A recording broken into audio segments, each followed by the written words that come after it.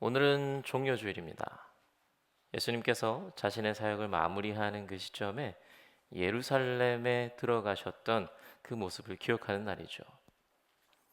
요한복음 12장 말씀을 보면 예수님께서 예루살렘에 들어오실 때 사람들이 종려나무, 그 나뭇가지를 흔들면서 호산나를 외치는 장면이 등장하는데요.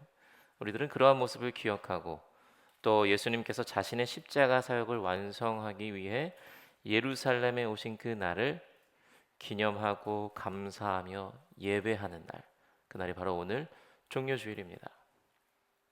그리고 오늘부터 토요일까지 고난주간이 시작되는데요.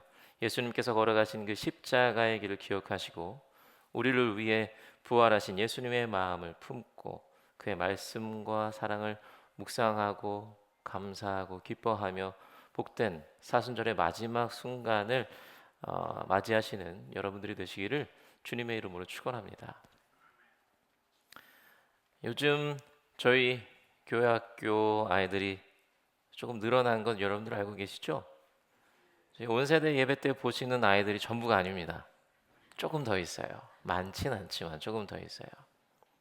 물론 저희 교회 목회자 자녀가 대략 한 50% 정도 차지하고 있거든요. 그렇지만 계속 조금씩 늘어나고 있고 또 그 아이들로 인해서 저희 교회 안에 그 어린 그 순수한 영혼들의 웃음소리가 끊이지 않아서 너무나도 기쁘고 또 참 행복합니다. 하루는 그 아이들이 너무 보고 싶어서요. 예배가 끝나고 막 달려 올라갔습니다. 그래서 교회 학교실에 들어가서 가만히 보고 있는데 아이들이 막 왁작질거리면서 재밌게 놀아요. 그러던 중에 갑자기 제 막내 아들이 노래를 부르기 시작하는 거예요. 근데 그 노래가 저는 저희 집 안에서만 불려지는 노래라고 생각했고 그래야만 된다고 생각하는 노래였어요. 왜냐하면 그 노래는 이제 저와 제 아이들이 서로를 조금 놀리면서 놀리면서 이제 놀 때 부르는 노래거든요. 나쁜 노래는 아닙니다. 나쁜 노래는 아니고 가사 속에 조금 다른 사람이 들으면 민망한 가사가 좀 있어요. 그러니까 그 어린아이들, 남자애들이 좋아하는 그 시기에 좋아하는 단어가 있잖아요.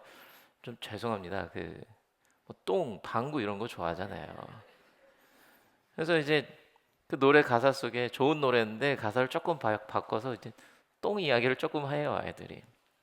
근데 우리 집 식구한테 부르는 게 아니라 다른 동생한테 막 부르는 거예요, 놀리면서. 그래서 야, 그 노래 부르면 여기서 부르면 어떡해?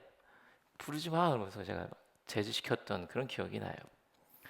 그러면서 그 순간 정말 말 조심해야겠구나. 노래 가사도 함부로 바꾸면 안 되고 동요는 동요답게 불러야겠구나. 제가 그런 생각을 했는데요. 그런 말들 많이 하잖아요. 그 아이들은 부모의 거울이다. 그런 말이 다시 한번 떠오르면서 정말 많이 반성했습니다. 아마 모든 부모님들의 마음이 그러실 거라고 생각이 돼요. 부모로서 자녀들이 항상 좋은 것을 배우고 좋은 것을 따르기를 바라는 마음. 그래서 좋은 말을 쓰고 좋은 행동을 하길 원하고 이왕이면 내가 경험했던 것들 중에 가장 좋은 것, 내가 아는 것 중에 가장 좋은 것을 잘 배우고 잘 익히고 잘 따르는 마음 늘 있을 겁니다. 그런데 내가 바라는 것과 다른 방향으로 삶을 살아가고요. 또 내가 알려주려고 했던 것과 반대되는 삶을 살아가면 참 당황스럽기도 하고 안타깝기도 하고 속상한 마음이 들기도 하는 것이 사실이겠죠. 아마 이러한 마음 예수님께서도 똑같으실 거라는 생각이 듭니다. 당신을 따르는 제자들이 당신께서 가셨던 그 길을 똑같이 따르길 항상 원하셨을 겁니다. 당신께서 알려주고자 하는 것을 제자들이 올바르게 캐치하고 그것을 그대로 실천하는 마음 늘 갖고 계셨을 거란 말이죠. 예수님은 그러한 따름을 위해서 좋은 것만 보여주시고 옳은 길만 가셨고 진리만을 말씀하셨습니다. 오늘 말씀에서도 예수님께서는 자신의 모습을 통해서 제자들이 깨닫길 바라는 게 분명히 있으셨습니다. 그런데 과연 그것을 제자들이 올바로 깨달았을까? 그런 의문이 있고 분명 예수님께서 그들과 함께하는 그 당시에는 제자들이 깨닫지 못했을 것 같은데 실천하지 못했을 것 같은데 하는 마음이 들며 예수님의 그 속상한 마음이 조금은 가늠을 할 수 있을 것 같다는 생각이 듭니다. 여러분 오늘 말씀에는요 예수님께서 예루살렘에 드디어 입성하는 장면이 등장해요. 예수님께서 예루살렘에 들어가시는 것은 예수님께서 이 땅에 내려오신 이유이자 그의 사역의 클라이막스라고 할 수 있는 그 십자가의 길에 들어서기 위한 마지막 여정길이라고 할 수 있을 겁니다.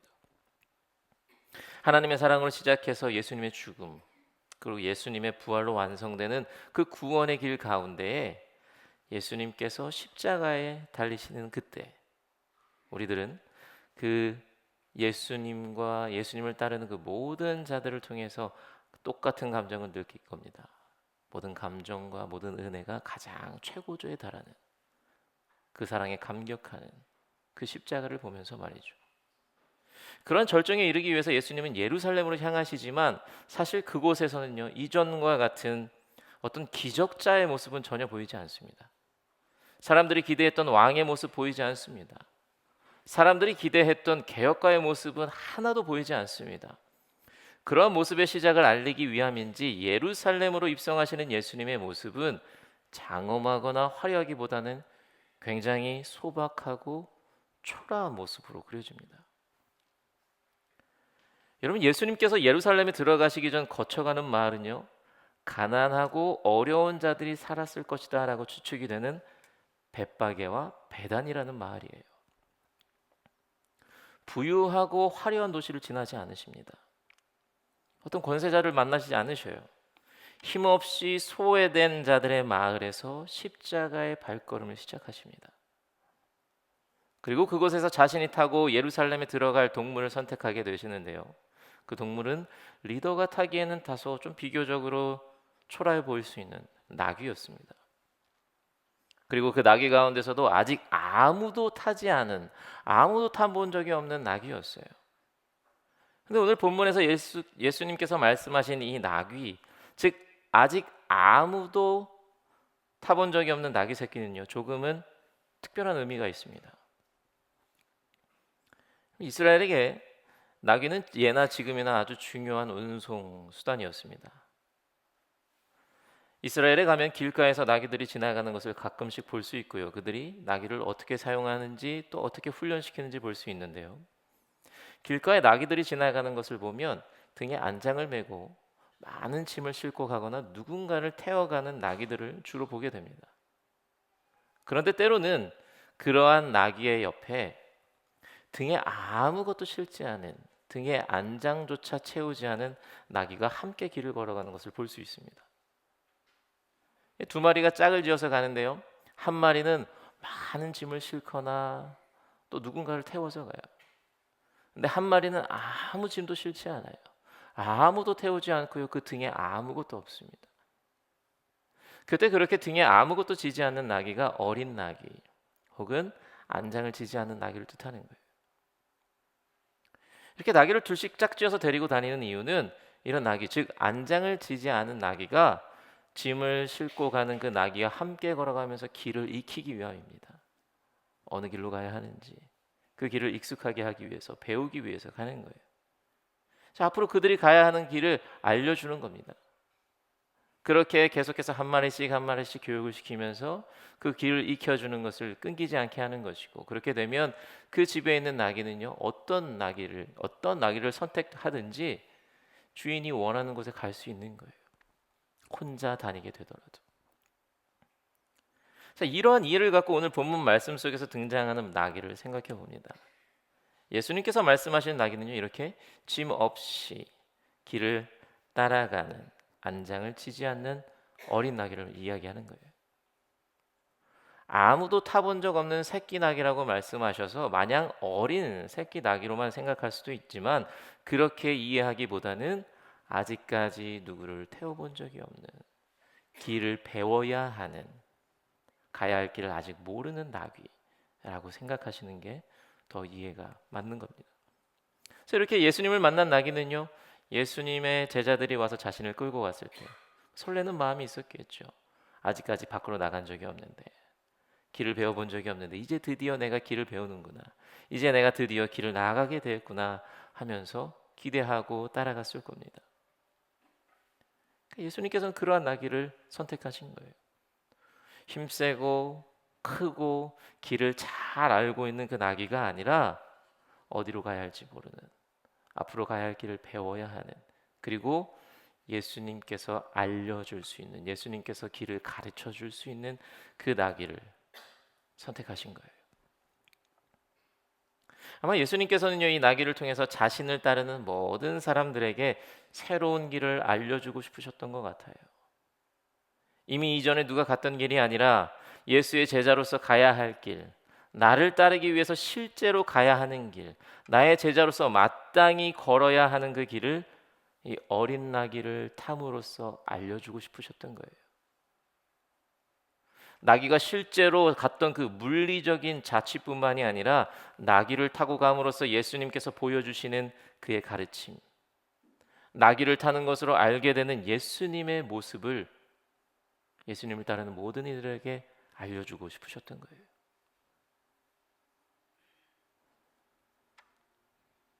예루살렘에 나귀를 타고 입성하는 장면을 생각하면요, 제자들과 많은 사람들은 자신들의 옷을 나귀에 씌우고요, 길에 깔고 하면서 굉장히 큰 환호성을 지르고 환영하면서 시끌벅적했습니다. 근데 그 순간 예수님의 마음을 생각하면, 그 아직 길을 떠나본 적이 없는, 안장을 채우지 않은 그 나귀 위에 타고 예루살렘에 입성하시는 예수님의 마음을 생각하면 예수님께서 그들에게 원하셨던 건 그것이 아닐 거란 말이죠. 예수님께서 그들에게 바랬던 것은요, 나귀처럼 예수님의 길을 배우고 익히는 것이었어요. 나귀와 함께 그 길을 제자들이 배우는 것이었습니다. 나귀와 함께하는 그 모습을 늘 기억하면서 그 의미를 제자들이 기억하는 것이었습니다. 예수님께서 그들에게 바랬던 것은요, 그 어린 나귀, 예수님께서 타셨던 그 나귀를 그 제자들도 타는 것이었어요. 그러면 그 길이 어떤 길이었을까? 예수님이 타셨던 그 나귀를 탄다는 것은 무엇을 의미하는 것인가? 예수님께서 그 어린 나귀를 통해서 열어주신 새로운 길은 무엇이었을까라는 것을 고민하게 되는데요. 오늘 이 말씀을 통해서 이야기하고 싶은 것은요, 바로 낮아짐입니다. 여러분, 예수님께서 나귀를 타심으로 사람들에게 궁극적으로 보여주신 것은요, 낮아짐이었어요. 물론 예수님께서 나귀를 타고 예루살렘에 입성하신 것은 구약 성경을 통해서 예언하신 그 말씀을 성취하기 위함도 맞습니다. 그렇지만 그와 동시에 예수님은 자신의 모습을 보는 사람들에게 낮아짐이 무엇인지를 알려주고 싶으셨던 것 같아요. 여러분, 나귀를 타는 모습을 구약 성경에서 예언한 말씀은 스가랴 9장 9절에 등장하거든요. 이렇게 이야기합니다. 시온에 따라 크게 기뻐할지어다, 예루살렘에 따라 즐거이 부를지어다. 보라, 내 왕이 내게 임하시나니 그는 공의로우시며 구원을 베푸시며 겸손하여서 나귀를 타시나니 나귀의 작은 것 곧 나귀 새끼니라 라고 말씀하셔요. 자, 우리들은 이 말씀을 보면서요, 예수님께서 겸손하셔서 나귀를 탔다고 이야기합니다. 그래서 나귀를 타는 예수님의 모습을 보면서 겸손이라는 단어를 떠올리고요, 겸손을 또 결단하기도 해요. 그런데 여기서 겸손하다라고 번역한 히브리어는요, 아니라는 단어로, 이 아니라는 단어는요, 가난한, 비천한, 낮은, 억압받는 이런 의미를 갖고 있어요. 그래서 일반적으로 이 히브리어 아니라는 단어를 쓰면 사회적으로 이제 가난한 자들, 억압받는 자들, 낮은 자리에 있는 자들을 의미하는 거예요. 단순한 겸손을 이야기하는 것이 아닙니다. 그리고 겸손을 의미하는 히브리어는 따로 있어요. 이 아니라는 단어가 아니에요. 어쨌든 예수님께서 나귀를 타고 오신 이유는요, 그가 겸손하셔서가 아닙니다. 예수님께서 겸손함을 보여주기 위해서 그 새끼 나귀를 타신 것이 아니에요. 예수님께서 나귀를 타신 이유는요, 그가 낮아지셨기 때문이에요. 그가 낮아짐을 직접 보여주기 위해서 그러신 거예요. 사람을 구원하고 살리기 위해 하나님께서 그 높은 자리에서, 가장 높은 곳에서 가장 낮은 곳으로 오셨다는 것을 보여주기 위해서, 하나님의 사랑을 깨닫게 하기 위해서 내려오신 것을 보여주기 위함인 거예요. 그러니까 예수님께서 보여주시는 모습은요, 겸손의 의미를 훨씬 넘어선 자기 비움이고요, 자기 낮춤이고요. 그 낮아짐을 통해 예수님은 세상을 이처럼 사랑하시는 하나님의 마음을 직접 보여주시는 거예요. 예수님께서는 단순히 겸손하면서 그치는 분이 아니시잖아요. 마음이 온유하고 자신의 태도와 감정을 낮추는 것에서 그치는 것이 아니라 실제로 자신의 상태와 자신의 신분과 자신의 위치를 가장 높은 곳에서 가장 낮은 곳으로 내려오신 분이란 말이에요. 예수님께서는 이러한 길을 제자들이 걷길 원하셨던 겁니다. 사실 제자들은요, 여전히 예수님을 통해서 높은 자리에 있길 원했어요. 낮아지려고 하지 않았습니다. 예수님 앞에서는 겸손하려고 했죠. 그렇지만 그들의 겸손함의 목적은 예수님의 칭찬이었고 나중에 받을 보상이었어요. 결국 나중에 올라가기 위함이었습니다. 그렇지만 예수님께서는요, 가장 가난하고 가장 어려운 마을로 가서 어린 나귀를 타면서 자신의 십자가로의 여정을 시작하시고 스스로 비천해지시고 스스로 낮아지신다고요. 그 낮아짐으로 결국 이 땅을 구원하시고자 하는 하나님의 사랑을 보여주시는 거예요. 그리고 스스로가 낮아질 때 사람을 살릴 수 있다는 것을 보여주면서 너희들도 사람을 낚는 어부가 되려거든, 너희들도 사람을 살리는 나의 제자가 되려거든 낮아지라고, 낮은 자리로 가라고 말씀하시는 거예요. 우리들도 겸손은 이야기합니다. 겸손을 실천하려고 노력하죠. 그런데 그 겸손과 함께 내가 낮아지려고 하는 노력은 얼마나 합니까? 내가 잘 보이기 위해서, 내가 나를 더 드러내기 위해서 겸손한 자는 됩니다. 근데 다른 일을 돋보이게 해주기 위해서, 다른 일을 주인공으로 만들어주기 위해서 내가 얼마나 낮은 위치로 내려갑니까? 내가 다른 이에게 더 사랑받으려고, 내가 다른 이에게 더 인정받으려고 겸손한 자는 되지만, 다른 이들을 진정으로 사랑하는 마음을 갖고 하나님의 사랑을 나의 삶을 통해 보여주기 위해서 나 스스로 낮추는 그 노력은 얼마나 하고 있습니까? 다른 이를 위한 마음을 갖고요, 다른 이를 도울 수 있는 준비는 이제 되어 있지만 다른 이와 똑같은 자리에 머물려고, 다른 이와 똑같은 시선의 높이를 가지려고 얼마나 우리가 내려갑니까? 겸손도 사랑도 선행도 섬김도 결국 그러한 것들로 나를 높이기 위함일 때가 더 많지 않습니까? 나의 겸손의 목적이 결국은 내가 높아지기 위함 아니었습니까? 정말 내가 먼저 낮아지려는 시도를 우리가 얼마나 기쁘게 하고 있습니까? 여러분 그거 아세요? 예수님은 우리들에게 겸손하라고 명령하지 않으셨습니다. 겸손하라고 우리들에게 명령하신 적 없어요. 왜 그럴까 생각해 봤는데요, 겸손은요 결국 마음의 태도이거든요. 예수님께서는요 마음만 갖고 계신 분이 아니었어요. 직접 가셨습니다. 낮은 위치로. 그래서 제자들에게 늘 말씀하셨던 것은요, 섬기는 자가 되라고 하셨어요. 섬기라고 하셨어요. 누구든지 크고자 하는 사람은 섬기는 자가 되라고 하셨고요, 누구든지 으뜸이 되고자 하면은 종이 되라고 하셨어요. 이것이 큰 사람이 되고 으뜸이 되는 사람이 되기 위한 길을 알려주는 것이 아니라 자기를 낮추라고, 그 낮춤으로 섬기는 자가 될 것을 명령하시는 거예요. 예수님께서는 항상 마음으로 그치지 않으셨습니다. 낮은 자리로 가라고, 낮은 자리로 가야 한다고, 그리고 낮은 자리로 먼저 가셨어요.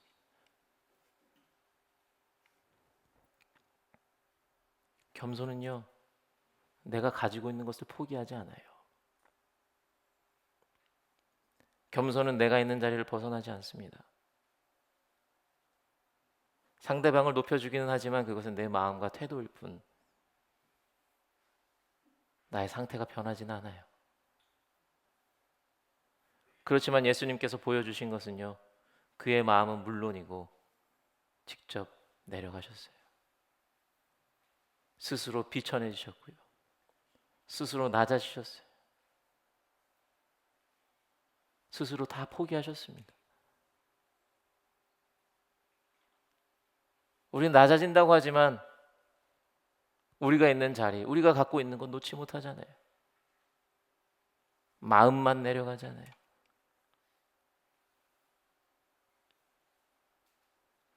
예수님께서 우리들에게 요구하시는 것은요, 우리가 벳바게로 가는 거고요, 우리가 베다니로 가는 것이고요, 우리가 낮아짐으로 그가 타셨던 그 섬김의 나귀를 타는 거예요. 정말 간절히 바라옵기는요, 이 예수님의 마음을 늘 기억하면서 예수님처럼 스스로 낮은 자가 되시는 여러분들이 되시기 바랍니다. 그때 우리들로 인해서 예수님의 사랑이 이 땅에 드러나게 되고요, 우리들로 인해서 생명이 건진받는 은혜를 여기저기서 체험하게 될 줄로 믿습니다. 상대방의 삶의 자리에 가서 공감해 주고요, 상대방의 눈높이에서 생각해 주고요, 상대방의 상황에서 함께 기뻐하고 함께 슬퍼해 주는, 그 누구를 만나더라도 높낮이가 없는 예수님 안에서 모두가 같은 위치에서, 때로는 내가 조금 더 낮은 위치에서 다른 이들을 더 사랑해 줄 수 있는 우리 모두가 되기를 간절히 바랍니다. 여러분, 사순절 마지막 주간입니다. 그리고 고난 주간이 시작됩니다. 얼마 남지 않은 이 기간 동안 예수님께서 보여주셨던, 그리고 늘 강조함을 말씀하셨던 그 낮아짐의 실천을 이 한 주간만이라도 우리가 해보면 어떨까 하는 그런 바람이 있습니다. 예수님의 명령이었습니다. 예수님께서 보여주신 길이었고요, 예수님께서 어린 나귀를 타고 알려주셨던, 가르쳐주셨던 세상의 가르침과는 반대되는 길이었어요. 세상은 높아지라고 합니다. 그리고 겸손해지라고 하죠. 높은 위치에서 겸손하면 된다고 이야기합니다. 하지만 예수님께서는요, 낮아지라고 하셨어요. 겸손으로 그치지 않으십니다. 낮은 곳으로 가는 것을 몸소 행하셨고요, 그 길을 따르라고 예수님께서 타셨던 그 나귀를, 그 어린 나귀를 타라고 우리들에게 오늘날 말씀하시는 거예요. 물론 다 버리고 내려가라는 것 아닙니다. 누구를 만나든 내 앞에 있는 자가 누가 됐든지 그 자와 같은 곳에 있으려고 노력하고요, 그 자와 같은 시선을 갖고 그 자와 같은 마음을 갖기 위해서 나를 낮추고 나를 깎아내는 노력을 말씀하시는 겁니다. 낮은 곳으로 나를 보내는 것, 그것이 예수님께서 가셨던 십자가의 길이고요, 그것이 우리들의 십자가를, 내 십자가를 지는 길이고요, 그것이 죽어가는 생명을 살리는 그리스도의 길임을 늘 기억하시기 바랍니다. 주께서 타신 그 나귀를 타는 여러분들이 되시기 바랍니다. 예수님께서 그러셨듯이 우리들도 그 섬김을, 우리의 사랑도 더 낮은 곳에서 더 풍성해지기를 소원합니다. 그래서 하나님과 함께, 모든 이웃들과 함께 예수 그리스도의 길을 따라가면서 예수님의 손과 예수님의 발과 예수님의 마음을 갖고 사랑을 나누고 사랑을 전하고 사랑을 마음껏 누리시는 우리 사랑하는 뉴욕 한인교회 성도님들이 되시기를 주님의 이름으로 간절히 축원합니다.